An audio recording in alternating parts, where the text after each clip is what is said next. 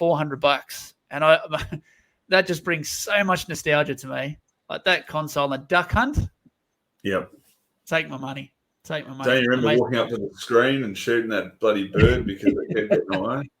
Yeah, and that stupid dog laughing at you every time you missed. Never laughed at me. I always got it. Yeah, right. Mate, next up for me, G.I. Joe was a huge part of my childhood in the 80s. I used to have a lot of fun with my G.I. Joe toys, and I don't know what I did with them. I must have sold them all, but mate, the next two pieces I'm sharing are pieces I had as a kid, and this one here is a G.I. Joe Dreadnought Cycle. No, not that one. A Dreadnought Cycle. Talk to this one first, James. Talk to this one first. So rewind. A G.I. Joe 1986 Big Boa. Now, this is UKG 85 mint on card, obviously. It's got the big dirty price tag on the top. But that figure there, it come with the boxing bag, come with the gloves, got the helmet on. He was just a mean-looking dude, the Big Boa. I love the box art of the 80s toys. Huh? Look at that box art. That's sensational. But I spent hours. Obviously, I'm not a big knowledgeable person on G.I. Joe. What sort of value would that have now? So that is online now to buy for $1,112 Australian. Are you going to buy it? No, mate. I've got my rules, Chris. Got my rules. Made by Hasbro, our favourite toy company. Do you know that on this very podcast about 3 weeks ago, you said, "I'm finished. I've done. I've got everything." And then on this 3 weeks later, you've bought a macho head. No, yeah, I know. But the hunt never ends, Chris. Hashtag the hunt never ends. And good evening to Mrs. Thomas. My next last piece for the year is a G.I. Joe Dreadnought Cycle AFA 80 starting bid $1,200 USD. I had this awesome. As well. I had that actual action figure. I had the bike, but I had also the two action figures that are on there as well. I don't even know their names, but that was such a cool piece as a kid. Such a cool piece. I also had a lot of G.I. Joes. I have no idea what happened to them. I used to use them as faux wrestlers when I had my Hasbro. I had the Turtles, had the G.I. Joes, and some other random sort of action figures that I had. And, when I got my Hasbros from my parents, the bag that they were all in that they'd sort of kept away only had the wrestlers. Like, whatever happened to the rest of the stuff? Yeah. So G.I. Joes you could easily break. They could easily break, easily faded. I used to have a helicopter, a G.I. Joe helicopter. I bloody love that thing. So Hey, my online, I went with a Christmas theme, and I used eBay because I wanted to keep it wrestling theme. I don't want to stick on G.I. Joes. So you start off with $50. You got the Fiend pop, glows in the dark. It's dressed as an elf. He looks like a happy Christmas sort of guy. But I thought need something better than that that's wrestling. So I found this old stocking that's 2006 WWE Christmas stocking. And I can't see, you've got Undertaker, you've got John Cena, you've got Triple H, Shawn Michaels, Batista, Mysterio. Edge, and Rey Mysterio. I can't see who the female wrestler is there from my picture. But $50, I think that's a good offer. Then, just because I typed into eBay wrestling and Christmas, I found this Merry Christmas card, Jesus versus Santa arm wrestling Christmas card. Now, what a great idea for a Christmas card is Jesus versus Santa. Who do you think is going to win, James? Well, mate, judging by the guns on Jesus, absolutely Jesus. It's his birthday after all. My money's on Santa because, he's never been beaten in his whole time. Jesus has got a defeat. So, but then again, he's pretty good at coming back. So, you never know. Do we need to edit that part out or what? Good evening to all our Catholics and Christians out there. If you think that was the best one of the night, you wait till you see this one. This one is your next year's Christmas present, James. It is a Christmas men's soft velvet bodysuit with singlet underwear cosplay. And look at that bargain price of $15. Yeah. Look, if you haven't got something for your loved one, get on eBay. If you can get it express post, maybe you'll get it in time for Christmas and you can enjoy it with the wife on Christmas night. Brilliant. Mate, this I'm just having visions of you in that. Gee whiz. Well, that's our last next episode. Yeah, that's our last What's Online segment until 2022. Could be our last podcast. Love that segment. But anyway, let's get into let's hear another word from our major sponsor.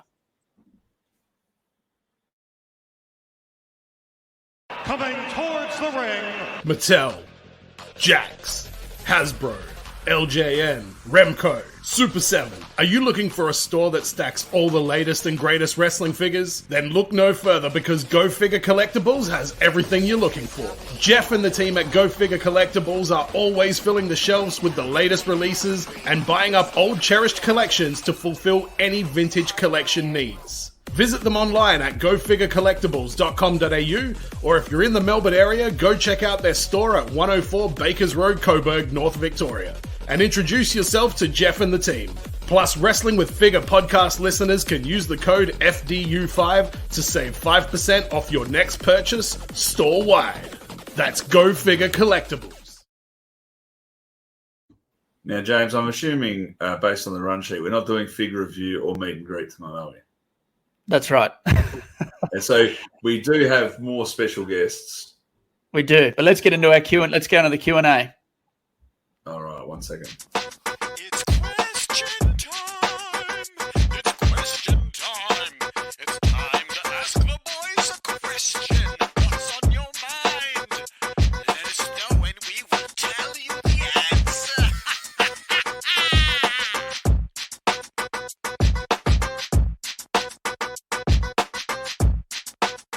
All right, here we go. Go Figure Collectibles monthly giveaway. So up for grabs tonight is a Mattel Basic 124 Seth Rollins and an Angel Garza as first prize.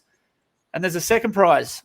Second best question is going to win a Wrestling and Figs podcast stubby holder and cap, which will be coming your way. So let's kick this off. I've just got to bring up the question. Sorry, little... Here's the Seth Rollins 124. Jeff telling us earlier in the show he has plenty of 124s for anyone looking for 124 basics. Yeah. Okay, here we go. We've got 14 questions here. All right, let's go. This is first question's from Michael P. Addison. With Zombie Sailor not shipping to Australia, will you still attempt to get his figures via eBay or through friends, or will it be too much hassle that his figures just aren't worth collecting here in Australia? For me, it'll be through contacts. It'll be through contacts, yeah. I've already got a guy who's ordered me a few of the first wave before he said he was shipping.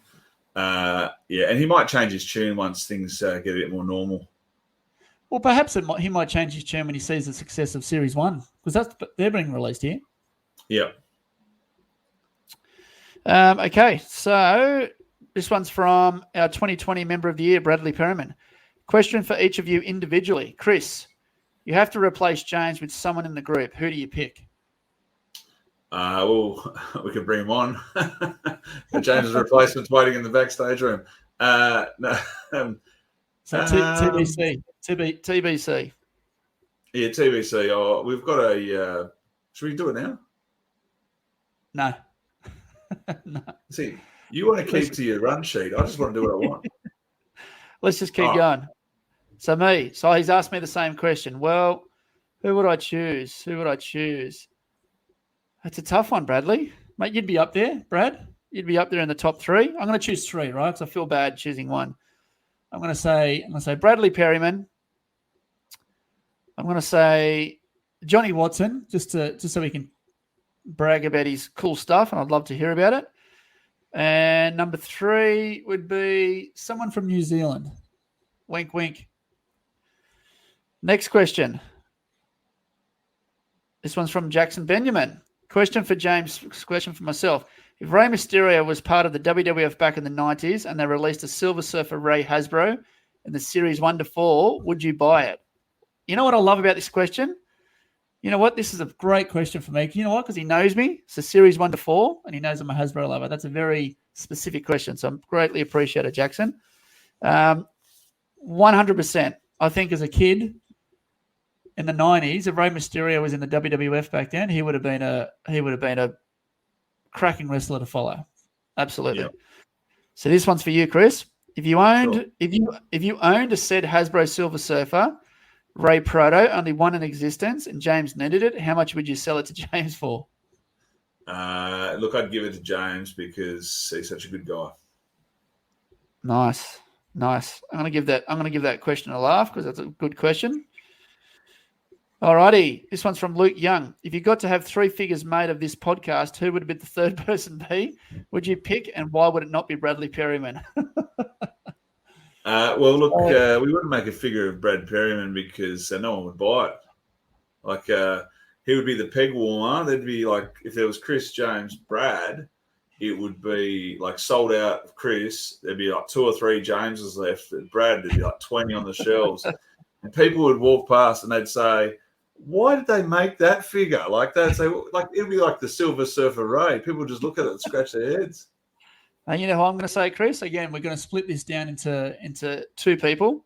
KG, our expert stand engineer would be figure number 3, and the 4th would be, even though you're not asking for a 4th, I'm making 3 and 4 choices. Would be Jeff from Go Figure, because he has the body of an Ultimate Warrior Series 2 Hasbro. Somebody might actually want that figure. Yeah. I'd also throw out there that we could also go Adam Topless, who used to be our sound guy before he moved on, but he did a lot of good work for the show. So absolutely, and he'd be very toyetic, I reckon, Adam, with his beard. He would, yeah. So you've got KG, you've got Jeff Shurab, and you've got Adam Topless. Mate, that's awesome. And then us too, of course.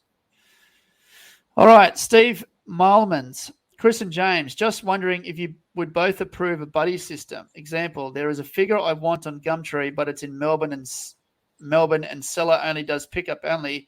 If there was an official buddy system, I could contact Tom, who is a buddy and lives close by, and he could get it for me, and I would pay him figures shipping cost. I love the idea, but I think that's something you just got to organise yourself. I think that when you say official, suddenly that puts pressure on people to be vouched for. And I've used heaps of people in the group to grab things for me. I know other people have used me to get things for them. But just develop your contacts. When you buy and sell with people, Steve is a ripper person who I have talked to quite a bit. I would 100% trust him. But buddy system is high risk because, well, like you look at the Figs for Friends, we let another person in the group, there was a Bo do the Figs for Friends, and it's just become lost on the page. Most people I think have received something, but it just, you need to be consistent. Yeah. And look, I think the idea is great, but I think it's all about developing relationships, just like a lot of people in this group have, and I do think it's a great idea.